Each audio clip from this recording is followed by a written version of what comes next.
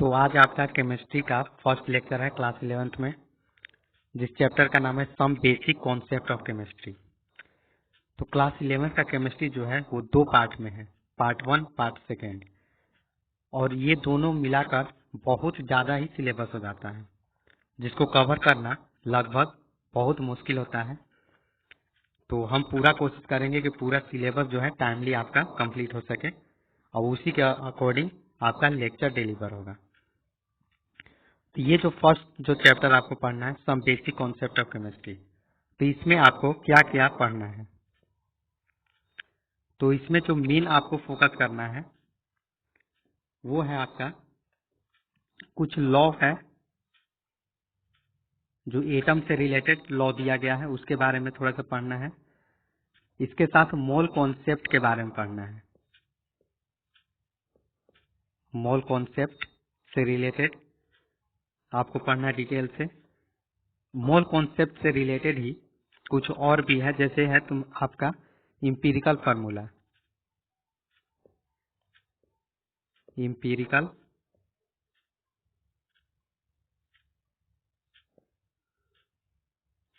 तो यहाँ पे आपको इम्पीरिकल फार्मूला के बारे में भी पढ़ना है, इम्पीरिकल फार्मूला, और आपको मोलिकुलर फार्मूला के बारे में पढ़ना है, और आपको पढ़ना है लिमिटिंग रिएजेंट।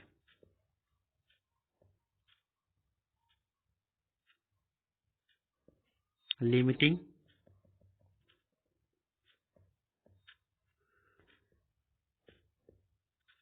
लिमिटिंग रिएजेंट, तो लिमिटिंग रिएजेंट के बारे में भी पढ़ना है।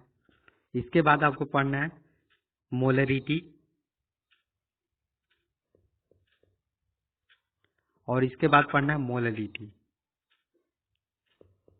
इसमें कुछ छोटा छोटा जो कॉन्सेप्ट है वो भी आपका रह गया है, जैसे कि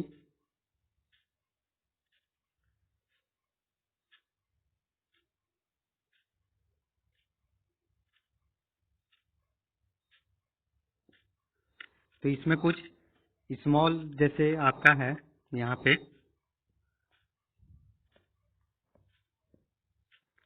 जैसे आपको पढ़ना है एक्यूरेसी के बारे में, थोड़ा सा पढ़ना है उसमें एक्यूरेसी एंड प्रिसाइज के बारे में। इसके साथ आपको पढ़ना है मोलर मास, मोलर मास कैसे निकालते हैं, तो ये सब क्लास 9th में भी आप पढ़े हैं। इसके साथ ही आपको और भी पढ़ना है साइंटिफिक फिगर, साइंटिफिक फिगर के बारे में। यदि हम इतना सारा टॉपिक को अगर कवर कर लेते हैं तो हम लोग का some basic concept of chemistry complete हो जाता है। तो सबसे पहले अगर हम लोग केमिस्ट्री का बात करें तो केमिस्ट्री नाम सुनकर हम लोग के दिमाग में आता है एटम, एटम से रिलेटेड। तो एटम आखिरकार किसको बोलते हैं, तो हम लोग बहुत सारा एलिमेंट का नाम सुने हैं, जैसे आपका है हाइड्रोजन, हाइड्रोजन के बाद आता है हीलियम, इसके बाद आता है लिथियम। तो ये सब क्या है आखिर, तो ये तो हम लोग पढ़े हैं कि ये सब एलिमेंट है, हाइड्रोजन एलिमेंट है, हीलियम एलिमेंट है, लिथियम एलिमेंट है, हाइड्रोजन हीलियम लिथियम। इसके बाद क्या आता है बेरिलियम, इसके बाद आता है बोरोन, इसके बाद आता है कार्बन, और इसके साथ ही इसका जो नंबरिंग होता है वो नंबरिंग आपका होता है एटॉमिक नंबर के बेसिस पे। तो यहाँ पे एटॉमिक नंबर इसका 1 आता है, यहाँ पे 2, यहाँ पे 3, यहाँ पे 4, यहाँ पे 5, यहाँ पे 6। इसके बाद कार्बन के बाद आता है नाइट्रोजन, जिसका एटॉमिक नंबर है 7। तो यहाँ पे लिख देते हैं एटॉमिक नंबर। यदि आपको नहीं याद है तो ये आपको याद करना होगा।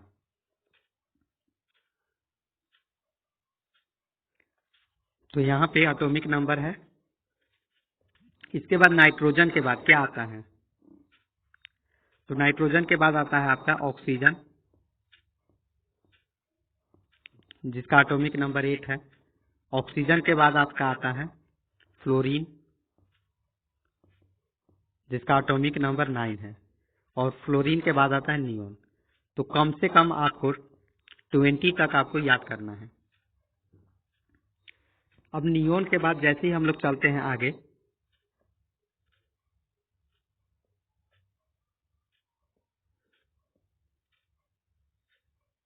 तो यहाँ पे नियोन से आगे जैसे हम लोग जाएंगे तो नियोन के बाद आता है आपका सोडियम। तो सोडियम को हम लोग नेट्रियम लिखते हैं और इसका ये लैटिन नेम है, इसी को हम लोग सोडियम बोलते हैं। तो इसको रिप्रेजेंट करते हैं Na से और इसका एटॉमिक नंबर है 11।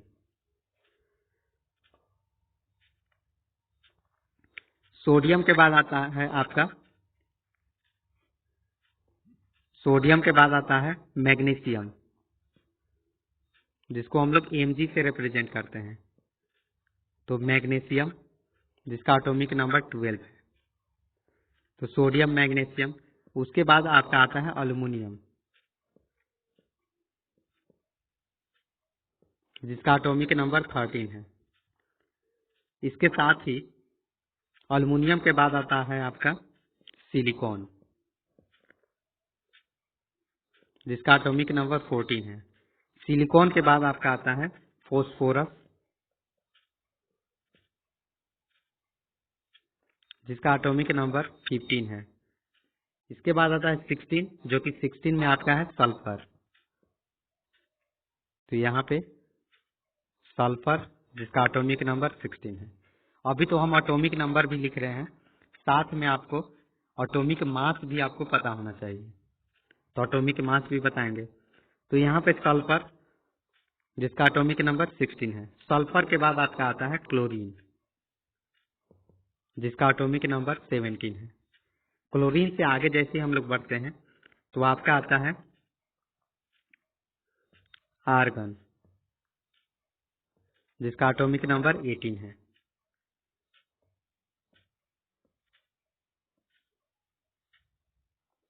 तो कम से कम आपको 20 तक याद होना चाहिए।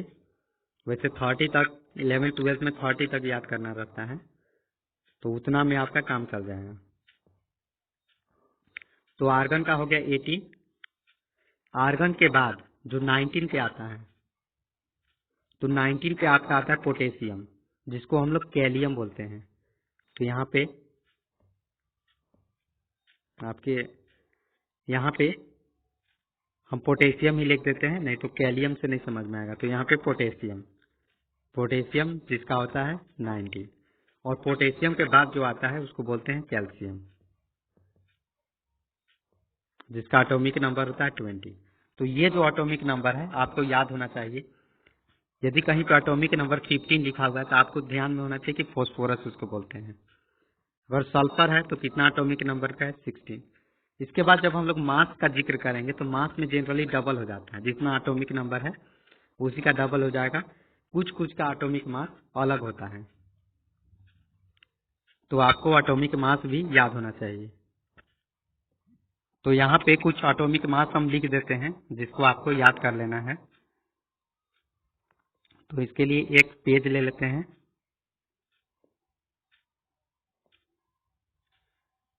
तो यहाँ पे देखिए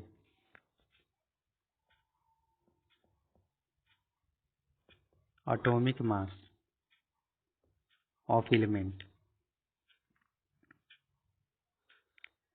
तो यहाँ पे अगर हम सबसे पहला जो आपका था हाइड्रोजन, यहाँ पे उसका मास हम लिख रहे हैं, जो ज्यादातर आपको देखने को मिलेगा जब आप मोलर मास को निकालिएगा। तो यहाँ पे हाइड्रोजन सबसे ज्यादा आपको देखने को मिलेगा हाइड्रोजन। तो हाइड्रोजन का जो एटॉमिक मास होता है उसको बोलते हैं 1। आपको सबसे ज्यादा इसके बाद कार्बन को देखने को मिलेगा। तो कार्बन का एटॉमिक नंबर होता है 6। और इसका जब एटॉमिक मास करेंगे तो यहाँ पे हो जाएगा 12। इसके बाद जो सबसे ज्यादा इस्तेमाल होता है मोलर मास में वो होता है नाइट्रोजन। तो नाइट्रोजन जो है इसका होता है 7 और 7 का जैसे डबल करेंगे तो यहाँ पे हो जाएगा 14। तो एटॉमिक मास 14। इसके बाद आपका आता है ऑक्सीजन। तो ऑक्सीजन का जो एटॉमिक मास होता है वो आपका होता है 16, क्योंकि इसका एटॉमिक नंबर कितना होता है 8 और 8 का जैसे डबल करेंगे तो 16 हो जाएगा। इसके बाद जो ज्यादातर इस्तेमाल होता है वो है आपका सोडियम, जिसको हम लोग Na से रिप्रेजेंट करते हैं। Na मीन्स होता है सोडियम और इसका होता है 11 एटॉमिक नंबर, लेकिन जैसे इसको डबल करते हैं तो कितना होना चाहिए 22, लेकिन इसका जो एटॉमिक मास होता है वो होता है एक बढ़ जाता है तो 23 होता है। इसके बाद और ज्यादा फेमस जो है वो आपका है मैग्नीशियम।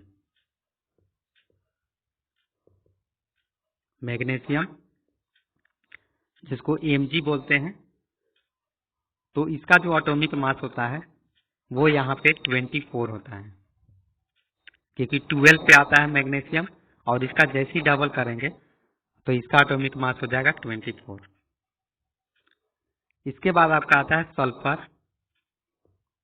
तो सल्फर का एटॉमिक नंबर कितना होता है 16 और 16 का जैसे ही डबल करेंगे तो देखिए 16 इंटू 2 जैसे डबल करेंगे कितना आ जाएगा 32। इसके बाद और ज्यादा जो फेमस है वो है आपका क्लोरीन। ये तो सबसे ज्यादा फेमस है। तो क्लोरीन का कितना होता है एटॉमिक मास, तो अगर क्लोरीन का एटॉमिक नंबर हम देखें तो आता है 17 पे और 17 का डबल करेंगे तो आएगा 34, लेकिन इसका जो एटॉमिक मास होता है वो होता है 35.5 और हमेशा इतना ही लेना है 35.5।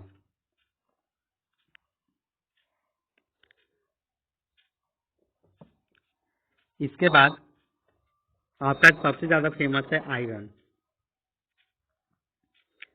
तो आयरन जो है जिसको Fe से हम लोग रिप्रेजेंट करते हैं फेरस, तो इसका जो होता है 55, तो इसका 55 होता है एटॉमिक मास। और कॉपर, आयरन के बाद जो ज्यादा फेमस है वो है आपका कैल्शियम। तो ये आप कैसे भी याद कर सकते हैं, इसका नंबरिंग याद करने की जरूरत नहीं है, बस आपको पता होना चाहिए कि इसका एटॉमिक मास कितना होता है। तो जैसे यहाँ पे कैल्शियम है तो कैल्शियम का एटॉमिक मास, तो एटॉमिक नंबर सबसे पहले देखेंगे। एटॉमिक नंबर इसका होता है 20 का डबल करेंगे कितना हो जाएगा 40। तो लगभग कुछ कुछ में आपको ज्यादातर याद करना होगा। जैसे यहाँ पे हाइड्रोजन, हाइड्रोजन का एक ही होता है। यहाँ पे है सोडियम, सोडियम का 23, ये आपको ध्यान में रखना होगा क्योंकि इसका डबल में नहीं आ रहा है। क्लोरीन, क्लोरीन का होता है 35.5। फिर आयरन है, तो आयरन का अगर एटॉमिक मास देखेंगे तो 55 है, लेकिन इसका एटॉमिक नंबर जो होता है 26 होता है और 26 का डबल करेंगे तो 52 आता है, लेकिन यहाँ पे कितना है 55। कैल्शियम का 20 होता है तो यहाँ पे डबल में ही है 40। इसके बाद यहाँ पे आपको ज्यादातर कॉपर देखने को मिलेगा, तो कॉपर को Cu से रिप्रेजेंट करते हैं और आपका यहाँ पे कॉपर लिख दिए हैं। तो कॉपर का जो एटॉमिक मास होता है वो होता है 64, 64 मास है। कहीं पे 63 भी लिखा हुआ रहता है तो उससे कोई दिक्कत नहीं, 64 आप लेंगे तो आपका सही आंसर आएगा। इसके साथ ही आपको यहाँ पे फोस्फोरस का भी अगर याद रहेगा तो अच्छी बात है, तो यहाँ पे फोस्फोरस का भी याद कर लेना है। तो फोस्फोरस का होता है, ऐसे इसका एटॉमिक नंबर होता है 13 बोल रहे हैं 15, लेकिन 15 का जैसे डबल करेंगे तो आएगा 30। तो इसका जो एटॉमिक मास होता है एक बढ़ जाता है तो यहाँ पे 31 होता है। उसी तरह से अल्युमिनियम है, तो अल्युमिनियम का जो एटॉमिक मास होता है वो होता है 27, लेकिन इसका एटॉमिक नंबर अगर देखेंगे तो ये 13 होता है, 26 होना चाहिए था, लेकिन यहाँ पे 27 है। और लास्ट आपको याद करना है पोटेशियम। वैसे बहुत का याद करना पड़ता है, लेकिन ये सब ज्यादा इंपॉर्टेंट है। तो पोटेशियम का होता है 19 एटॉमिक नंबर, लेकिन जैसे ही पोटेशियम का 19 होता है तो इसका कितना होना चाहिए 38, लेकिन इसका जो एटॉमिक मास है वो होता है 40। तो ये सब का एटॉमिक मास आपको याद कर लेना है। अब एटॉमिक मास याद करने का जरूरत क्यों है? क्योंकि आपको क्या कर आप कोई भी मोल से रिलेटेड सवाल बनाइएगा तो वहां पे मोलर मास चाहिए, और मोलर मास के लिए कोई कंपाउंड दिया हुआ रहेगा। जैसे देखिए यहाँ पे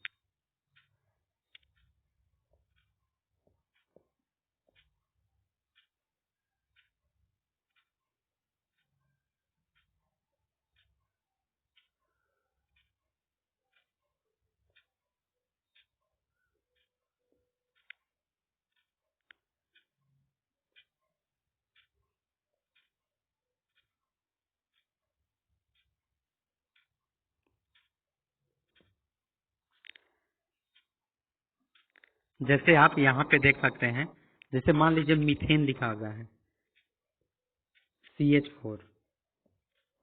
मान लीजिए यहाँ पे मीथेन लिखा हुआ है CH4। ये तो आप नाम सुने होंगे मीथेन क्लास 10th में।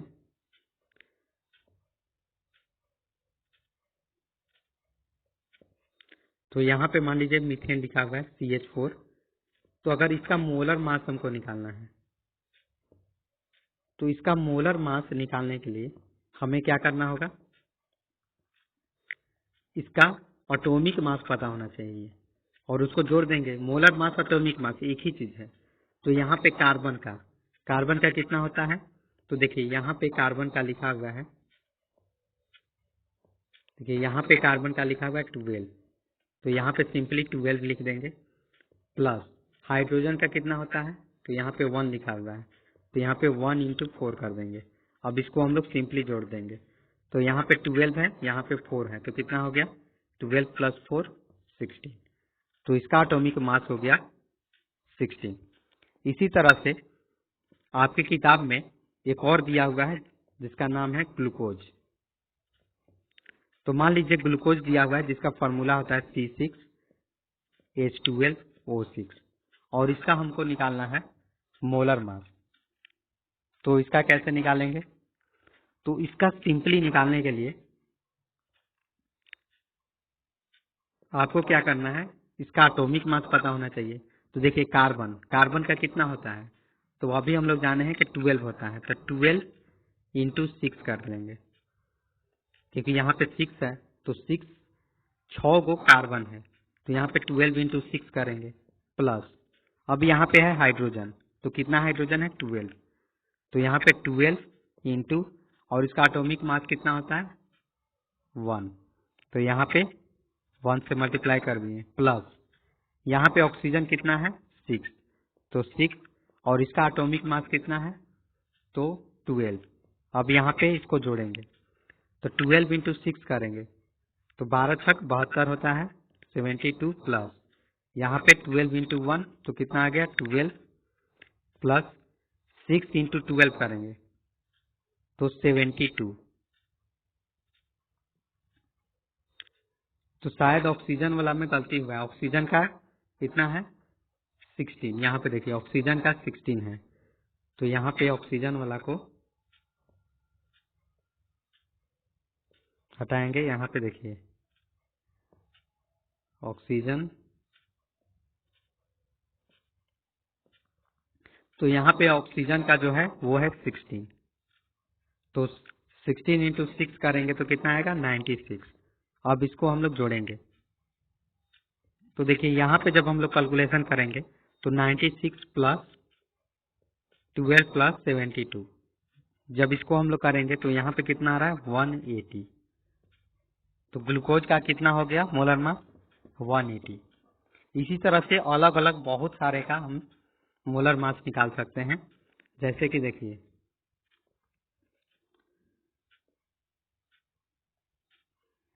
जैसे मान लीजिए यहाँ पे आपका दिया हुआ है SO2, सल्फर डाइऑक्साइड का निकालना है मोलर मास। इसके साथ ही मान लीजिए यहाँ पे सल्फर डाइऑक्साइड का दिया हुआ है, यहाँ पे है कॉपर सल्फेट। अब इसका हमको मोलर मास निकालना है। तो इसका मोलर मास कैसे निकालेंगे? तो हमें अगर सल्फर का पता है तो हम निकाल सकते हैं। तो सल्फर का कितना होता है? तो 16 होता है इसका। तो यहाँ पे देखिए, अगर याद नहीं है तो हम पीछे से देख सकते हैं।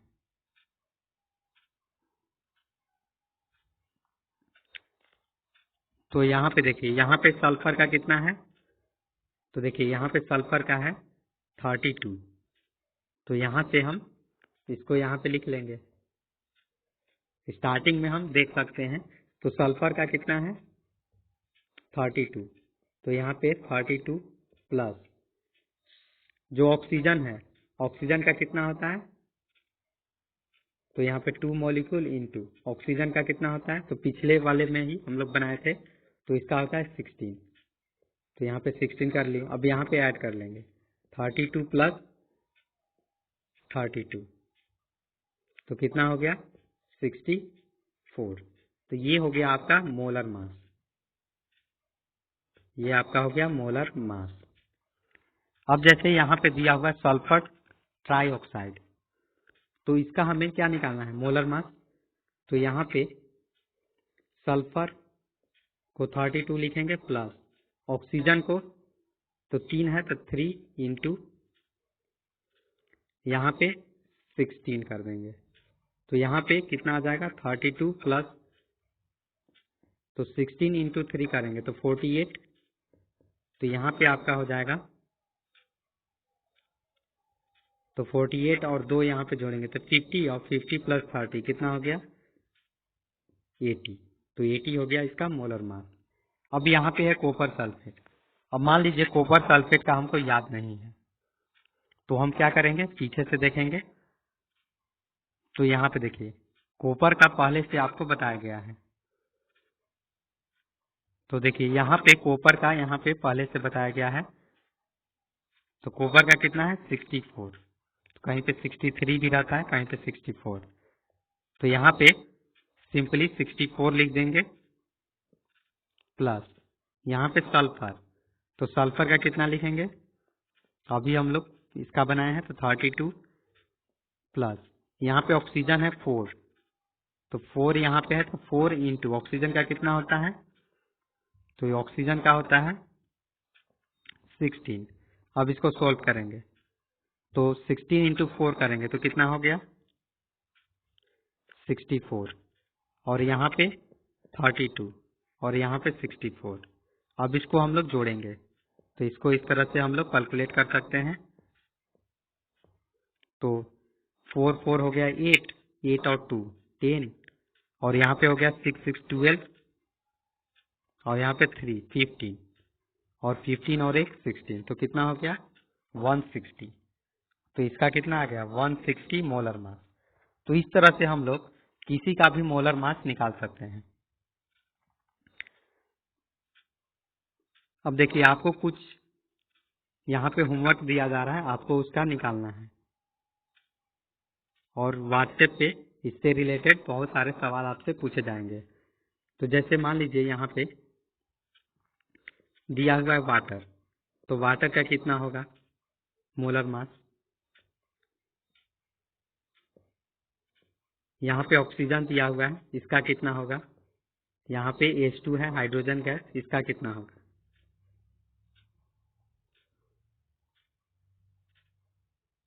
इसके साथ ही यहाँ पे दिया हुआ है NO2, तो इसका कितना होगा? फिर यहाँ पे दिया हुआ है NO3, यहाँ पे दिया हुआ है N2O5। तो ये सब का मोलर मास कितना होगा? तो इससे रिलेटेड, मोलर मास से रिलेटेड, एटॉमिक नंबर से रिलेटेड आपसे व्हाट्सएप पे आज सवाल पूछा जाएगा। तो आज बस हम लोग इतना ही पढ़ेंगे। देखिए, आपको यहाँ पे बहुत सारा चीज पढ़ना है।